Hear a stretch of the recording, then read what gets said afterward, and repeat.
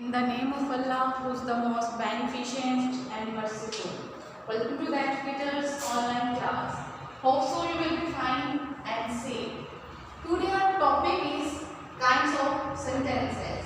Kinds of sentences से related lectures आपने पहले भी सुन चुके हैं और यहाँ पर अगेन हम लोग kind of sentences से related lecture है जिसमें हम लोग just two kinds को डिस्कस करेंगे, जिसमें compound sentence and complex sentence होगा। काइंड ऑफ सेंटेंसेस को अंडरस्टैंड करने के लिए अगेन वही बात कि हमें सेंटेंस को अंडरस्टैंड करना होगा। What is sentence? A sentence contains a subject and अ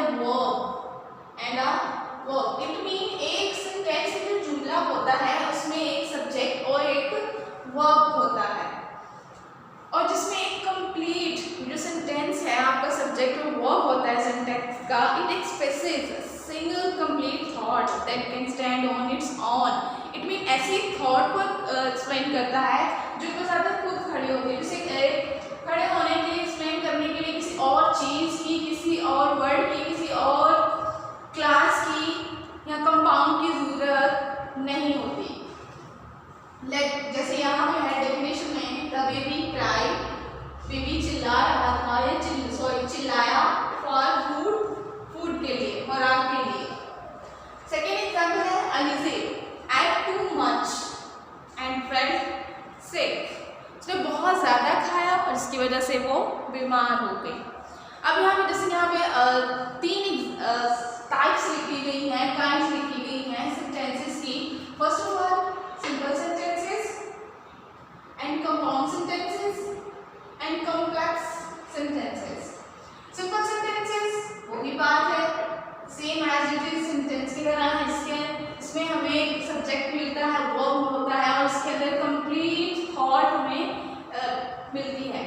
लेकिन कंपाउंड सेंटेंस की अगर हम बात करते हैं, compound sentence, a compound sentence has two independent clause and independent clause is a part of a sentence। और ये independent clause होता है, ये एक हिस्सा होता है sentence का। और इसमें क्या होता है, this sentence can stand alone because it contains a subject and a verb and that expresses a complete thought। It means इसमें भी एज इट इज सेंटेंस की तरह एक हमें वर्ब मिलता है, एक सब्जेक्ट मिलता है, उसमें एक कंप्लीट सेंस हमें मिलती है, इससे हमें मुकम्मल बात समझ में आती है। लाइक अगर फर्स्ट एग्जांपल देखते हैं, the shopkeeper had stolen clothes so he ran once he saw the police. Shopkeeper जिसने क्लॉथ चुराए थे, जैसे ही पुलिस को देखता है वो वहां से भाग खड़े होता है। Both side of conjunctions. So अब यहाँ पे वर्ड सो लिखा है, आफ्टर कॉमा हमने सो लिखा है। So are complete sentences. So word से हम लोग डिस्क्राइब कर सकते हैं, सो के थ्रू अ कंप्लीट सेंस है। The shopkeeper had stolen cloth can stand alone and so can he reign once he saw the police, therefore there is a compound sentence। अब यहाँ पे देखिए, शॉपकीपर हैड स्टोलन क्लॉथ, चुरा चुका था, ये बिल्कुल अलोन खड़ा है, किसी और चीज़ की इसको ज़रूरत नहीं है। सो ये हमारा एक्सप्लेन कर रहा है और इसको हम लोग कंप्लीट सेंस कहेंगे, इसलिए he can ran once he saw the police. तो इस तरह टू सेंटेंसेस को हमने कंप्लीट किया, कॉमर्स है, सो लगाया है हमने, और एक कंपाउंड सेंटेंस, इसमें टू पार्ट सेंटेंस के टू पार्ट्स मिले हैं, इसलिए हम इसको कंपाउंड सेंटेंस करते हैं। टू सेंटेंसेस हमें एक पूरी कंप्लीट बात समझ में आई है। They spoke to him in Spanish. They spoke to him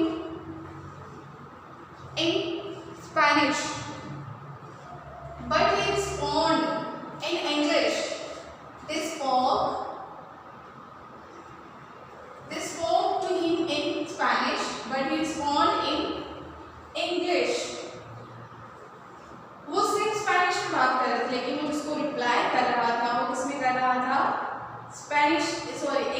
कर रहा था। This is also compound sentence that uses a conjunction. Conjunction it mean जैसे ऊपर सो यूज किया गया था, यहाँ पे बट को यूज किया गया है। Use conjunction to separate two individual clauses. इसमें टू क्लासेस को, दो बातों को अलग से एक्सप्लेन किया गया है बट के थ्रू, कंजंक्शंस के थ्रू। एज इट इज हम कॉम्प्लेक्स सेंटेंस की तरफ जाते हैं। तो कॉम्प्लेक्स सेंटेंस में सबसे पहले इसकी डेफिनेशंस को अगर हम देखते हैं, a complex sentence is an independent clause joined by one or more dependent clauses. A dependent class either takes a subject or a verb or has both a subject and a verb that does not express a complete thought. It means यहाँ हमें classes मिलते हैं जो कि independent and dependent भी हैं, और sometime dependent classes जो होते हैं वहाँ पे कमी हो सकती है सब्जेक्ट या वर्ब की, और समटाइम ये दोनों वर्ब और सब्जेक्ट मौजूद होंगे, लेकिन ये कंप्लीट सेंस को एक्सप्लेन नहीं करेगा। लाइक जैसे कि कंपाउंड सेंटेंस में थे, वहाँ पे अगर टू सेंटेंसेस के टू पार्ट्स थे तो हर पार्ट्स अपनी एक सेंस, कंप्लीट सेंस को एक्सप्लेन कर रहा था, लेकिन यहाँ पे ऐसा नहीं है। लाइक हम एग्जांपल्स में फर्स्ट एग्जांपल को देखते हैं। After eating lunch, after eating lunch Tim went to gym. अब टिम लंच के बाद कहाँ गया है? जिम चला गया है। अब इसमें द इंडिपेंडेंट क्लास में जो है टिम वेंट टू जिम, ये क्या है? इंडिपेंडेंट है। The subordinate clause because it is dependent on the main dependent clause. If one word to say after eating lunch at anywhere, it mean जो हमारा first part है after eating lunch, यहाँ पर हमें कंप्लीट सेंस नहीं मिलती कि after eating lunch हमने कॉमा लगाया, कुछ हमें समझ में नहीं आया। आफ्टर दैट कॉमा के उन्होंने बयान किया टिम वेंट टू जिम, कि लंच के बाद टिम जो है जिम चला गया है। तो यहाँ पे हमें पूरी एक सेंटेंस की अब समझ में आई है। अदरवाइज अगर टू पार्ट्स में टू क्लासेस को सेपरेटली अगर हम देखें तो हमें समझ में नहीं आएगा।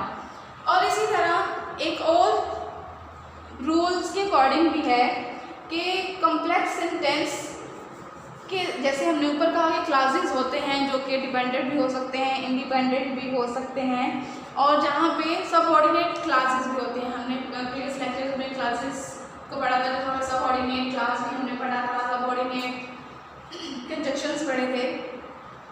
यहाँ पे सबऑर्डिनेट क्लासेस हैं जहाँ पे फर्स्ट सेकेंड एग्जाम्पल है, it is the same old story of not being grateful for what we have until we lost it. अब इसमें जैसे कि मैंने बताया कि टू क्लासेस हैं। मेन क्लास जो है वो कौन सा है? It is the same old story of not being grateful, ये मेन क्लास है हमारा। और उसके बाद सबऑर्डिनेट क्लास, उसके बाद for what we have until we lose it। तो ये हमारा हो गया सबऑर्डिनेट क्लास। अब रेस्ट ऑफ द एग्जाम्पल हैं वो आपकी वर्कशीट नंबर 4 में मौजूद हैं, जिसको आपने खुद से सॉल्व करना है, इसको अंडरस्टैंड करना है। ये जो रूल्स आपको दिए गए हैं, जो PDF फॉर्म आपको प्रोवाइड की गई होगी, वहाँ पे सारे रूल्स लिखे हुए होंगे, आपने उनको अंडरस्टैंड करना है, इन डेफिनेशन को अच्छे से लर्न करना है। आफ्टर दैट आप कैपेबल हो सकेंगे कि आप खुद से एक सेंटेंस को क्रिएट करें और उनमें कंपाउंड सेंटेंस को जांच सकें और कॉम्प्लेक्स सेंटेंस को फाइंड आउट कर सकें। Stay home, stay safe, thank you so much.